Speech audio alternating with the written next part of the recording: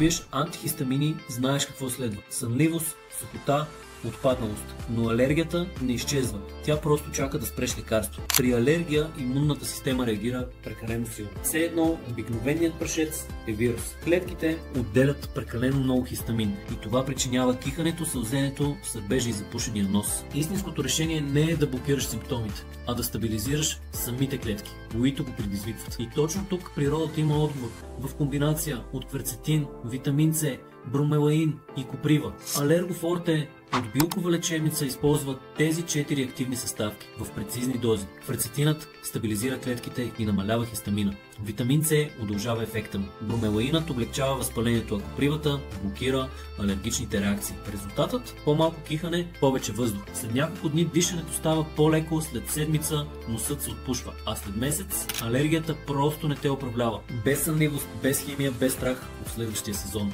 Ако си изморен от временни решения, време е да опиташ нещо, което действа отвътре. Алергофорте от билкова лечебница, формула, която връща контрола в ръцете на природата. Дишай спокойно, живей пълноценно.